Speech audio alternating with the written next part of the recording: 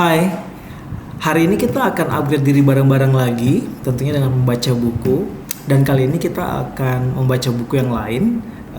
Kalau yang kemarin-kemarin kita bukan baca buku bareng-bareng untuk upgrade diri tentang pernikahan. Sekarang saya mau ajak kita untuk baca satu buku yang berjudul Memimpin Melampaui Jabatan Kedua. Buku ini ditulis oleh seorang yang bernama Tony Yu atau Tony Yeo. Beliau itu adalah seorang gembala sidang dari Covenant Evangelical Free Church Woodland Center di Singapura sejak 1 Januari 2012. Dan selain tugas penggembalaan gereja setempat, Tony juga telah menjabat sebagai sekretaris umum termuda Evangelical Fellowship of Singapore sejak tahun 2006, dan dia juga adalah sekretaris eksekutif dari pertemuan doa Global Day of Prayer di Singapura, dan itu sejak tahun 2008. Nah, kenapa buku ini menarik bagi saya? Karena ternyata tidak bisa kita hindari bahwa menjadi seorang pemimpin itu tidak harus selalu menjadi yang teratas atau yang memegang kuasa penuh sebagai pemimpin utama atau pemimpin pertama. Tapi kita juga bisa menjadi pemimpin dengan jabatan kedua, tapi kita bisa memimpin melampaui jabatan kedua. Dan inilah buku yang ditulis oleh Tony Yeo itu. Dan saya mau kita akan upgrade diri sama-sama dengan membaca bagian dari buku ini. Saya akan mulai dengan bab 1, bagian 1 yang judul besarnya adalah apakah saya seorang pemimpin? Apakah saya seorang pemimpin? Nah, kita baca ya untuk kita upgrade diri sama-sama. Menjadi seorang pemimpin bukanlah pilihan kita sendiri, tetapi selalu merupakan panggilan Allah. Alkitab dengan jelas mengatakan dalam Lukas 6 ayat 12-13 bahwa ada banyak murid, dan dari antara mereka, dalam tanda kutip, ia memilih 12 orang sebagai para rasul. 1 Korintus 12 ayat 7 juga memberitahukan kita bahwa Roh Tuhan yang memberikan karunia ke tiap-tiap orang sehingga kita dapat melayani sesuai dengan karunia yang diberikannya kepada kita.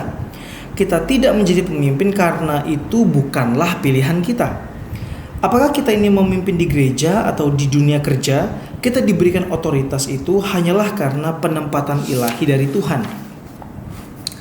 Itu sebabnya titik awal dalam perjalanan setiap pemimpin itu sangatlah penting.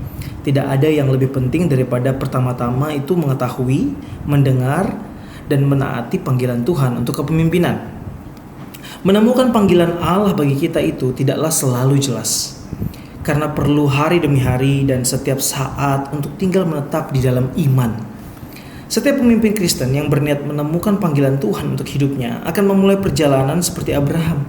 Harus terus maju meskipun tidak benar-benar tahu dengan jelas apa yang ada di depan.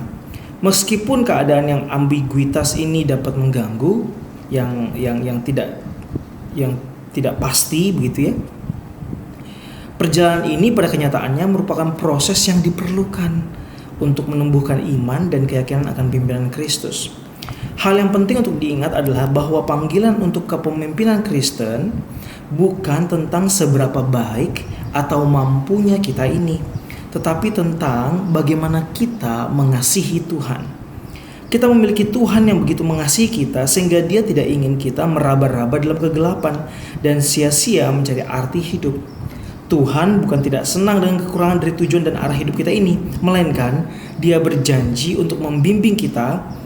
Akulah terang dunia, barang siapa mengikut aku, ia tidak akan berjalan dalam kegelapan, melainkan ia akan mempunyai terang hidup. Nah, untuk menemukan tujuan sejati kita harus mulai terlebih dahulu dengan pemahaman dari mana asal kita. Itulah sebabnya sebelum saya menggali masalah kepemimpinan dalam buku ini, saya harus memulainya dari awal, di mana perjalanan saya dengan Kristus pertama kalinya dimulai. Ini adalah kisah daripada Tony Yeo. Waktu saya masih berusia 6 tahun, bapak saya meninggal karena serangan jantung. Meninggalkan ibu saya Mary sendirian membesarkan 7 anak yang masih kecil-kecil. Seorang wanita yang tabah, yang kekuatannya tak tergoyahkan. Ia bekerja siang malam untuk menyediakan sandang pangan yang cukup untuk kami. Setelah melihat keadaannya, tetangga kami menawarkan untuk membawa 2 saudara kandung saya dan saya ke gereja Kristen McPherson, sebuah gereja Tionghoa CNEC yang lokasinya tepat di seberang jalan tempat tinggal kami. Ibu saya merasa senang karena dia pikir anak-anaknya akan diajarkan hal yang baik di gereja. Sejak itulah saya mulai menghadiri sekolah minggu pada usia 6 tahun. 3 tahun kemudian saya menerima Kristus. Sebagai seorang anak, saya sering sedih karena tidak punya ayah lagi. Di sekolah, saya sering melihat ayah-ayah menemani anak-anak mereka ke sekolah, sedangkan saya dan saudara-saudara saya berjalan kaki ke sekolah sendiri. Dalam batin saya terluka dan sangat sadar kalau saya akan bertumbuh tanpa seorang ayah. Untuk memenuhi kebutuhan hidup, ibu saya mencari tambahan penghasilan dengan membuat kue bingka ubi yang kami jual di sekitar apartemen kami. Kakak saya, Doren, biasanya yang membawa keranjang berisi kue-kue, dan adik laki-laki saya, Peter, yang mengetuk pintu ke pintu, sedangkan saya yang berteriak, "Kue bingka ubi, kue bingka ubi," kira-kira begitu. Pada usia 10 tahun, saya menemukan cara lain untuk menghasilkan tambahan uang. Para tetangga saya memberikan daftar barang-barang belanja mereka di pasar dan saya membantu mereka pergi membelikannya.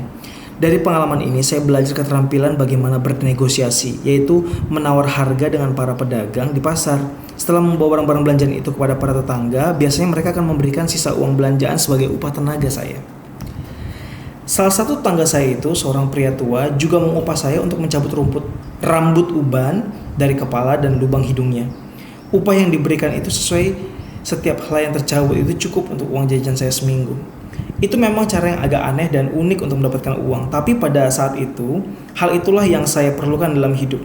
Tidak ada seorang pun dari saudara kandung saya yang pernah meminta uang jajan dari ibu saya selama kami bersekolah. Kami tahu bahwa ibu sudah melakukan yang terbaik untuk membesarkan kami sendirian. Akan tetapi, Tuhan tidak pernah berhenti menyediakan kebutuhan kami dalam cara yang tidak terduga.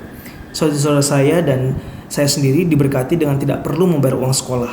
Buku pun gratis dan kami pun memenuhi syarat untuk mendapatkan beasiswa sekolah yang menutupi biaya tambahan dan biaya alat tulis. Itulah kisah bagaimana Tuhan menyediakan kebutuhan pendidikan kami selama 10 tahun di bangku sekolah dasar dan menengah. Dengan ajaib, ibu saya tidak mengeluarkan 1 sen pun untuk biaya sekolah kami.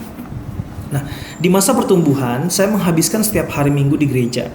Di pagi hari, saya menghadiri sekolah minggu dan kebaktian bahasa Mandarin di gereja Kristen McPherson. Siang hari, saya menyeberang berjalan pulang dan untuk makan siang sebentar, lalu kembali lagi ke gereja pukul 2 siang untuk menghadiri sekolah minggu dan kebaktian bahasa Inggris yang dikenal sebagai gereja Kristen Bartley McPherson Center. Suatu hari Minggu, ibu saya sangat panik mencari saya di rumah. Sewaktu saya pulang ke rumah flat saya, beliau sedang marah dan kaget waktu tahu saya menghabiskan waktu begitu lama di gereja. Sebenarnya waktu itu saya tergoda untuk menjawabnya seperti kalimat Tuhan Yesus di saat kedua orang tuanya, Yusuf dan Maria, mencari dia. "Mengapa kamu mencari aku? Tidakkah kamu tahu bahwa aku harus berada di dalam rumah Bapakku?" Saya bertumbuh bukan saja mengasihi gereja, tapi saya mulai mengasihi Tuhan dari gereja. Ketika Yesus Kristus masuk ke dalam kehidupan saya pada November 1972, seluruh hidup saya diubahkan, baik tujuan saya untuk hidup ini maupun pandangan saya akan dunia ini, dan bahkan rencana saya untuk masa depan.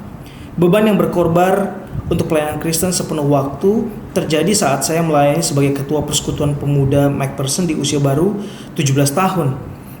Kerinduan ini bertumbuh semakin lama, semakin menguat dan mendalam ketika Tuhan dengan anugerahnya mengirimkan guru-guru sekolah minggu, para pemimpin pemuda serta penatua gereja yang saleh untuk membimbing, menasihatkan dan mendorong saya. Tanggal 11 September 1983 dalam konvensi misi gereja Kristen Bartley yang bertemakan The Missing Link, hubungan yang terhilang, akhirnya saya menerima panggilan Tuhan untuk pelayanan penuh waktu. Tuhan berbicara kepada saya melalui Yeremia 35 ayat 13-17. Beginilah firman Tuhan. "Tidakkah kamu mau menerima penghajaran, yaitu mendengarkan perkataan-perkataanku? Aku sendiri telah berbicara kepada kamu terus menerus, tapi kamu tidak mendengarkan aku. Tapi kamu tidak mau memperhatikannya, dan kamu tidak mau mendengarkan aku. Tetapi bangsa ini tidak mau mendengarkan aku. Aku telah berbicara, tapi mereka tidak mau mendengarkan. Dan aku telah memanggil, tetapi mereka tidak mau menjawab."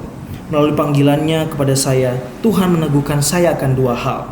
Yang pertama, Menunda ketaatan adalah ketidaktaatan. Saya tidak ingin hanya memahami firman-Nya, tetapi dengan taat berdiri teguh di bawah pengawasan dari firman-Nya. Dan yang terpenting itu saya melakukannya segera. Yang kedua, memahami bisa menunggu, ketaatan tidak bisa. Saya mungkin telah mendengar Tuhan, tetapi belum sepenuhnya menaatinya. Sudah waktunya mengambil langkah iman untuk percaya dan taat. Seperti lagu himne yang lama mengatakan, tidak ada cara lain untuk menjadi bahagia dalam Yesus selain percaya dan taat. Sudah waktunya untuk mengesampingkan semua kemudahan hidup dan kenyamanan dan berkata, Tuhan, inilah aku, utuslah aku. Teman-teman, ini masih dalam bagian pendahuluan daripada cerita Tony Yeo, bagaimana dia melakukan perjalanan rohani kepemimpinannya. Tapi dalam bacaan tadi saya tertarik dengan satu kalimat yang mengatakan begini, dan saya rasa mungkin ini juga bisa membekas di hati teman-teman yang menonton. Dia mengatakan kalimatnya begini, saya bertumbuh bukan saja mengasihi gereja, tetapi saya mulai mengasihi Tuhan dari gereja. Teman-teman, terkadang kita sebagai orang-orang yang sudah lama menjadi Kristen, seringkali kita lupa tujuan kita ke gereja apa. Banyak orang, bukan semuanya, tapi sebagian besar mungkin, mereka mengasihi gereja, mereka ingin melakukan banyak untuk gereja, mereka ingin memberi banyak untuk gereja, mereka ingin melihat gereja mereka semakin baik, semakin bagus, baik itu dalam hal jumlah jemaat mungkin, atau fasilitas gereja, atau hal-hal yang diperlukan gereja. Mereka ingin semuanya ada dan gereja mendapatkan yang terbaik. Kita melayani dengan sangat baik dan itu sangat bagus, tapi mungkin terkadang kita lupa bahwa kita juga perlu mengasihi Tuhan dari gereja kita. Jangan sampai kita hanya sibuk melakukan pelayanan yang baik itu untuk pekerjaan Tuhan, menjadi perpanjangan tangan Tuhan, tapi kita sendiri tidak mempunyai hubungan yang dekat, hubungan yang intim dengan Tuhan, hubungan yang selalu bertanya, Tuhan maunya gimana untuk gerejaku, apa yang aku bisa buat. Kita kemudian lebih banyak berpikir dari diri kita sendiri tanpa bertanya Tuhan dulu, tanpa melibatkan Tuhan, tanpa kita punya hubungan dengan Tuhan. Nah, teman-teman, saya berharap kita bertumbuh bukan hanya mengasihi gereja saja, walaupun itu sangat baik, tetapi jangan lupakan bagian yang paling penting, yaitu mengasihi Tuhan dari gereja. Kiranya kita bisa upgrade diri kita sama. Saya percaya nanti di bab selanjutnya pasti kita akan dapatkan yang lebih baik.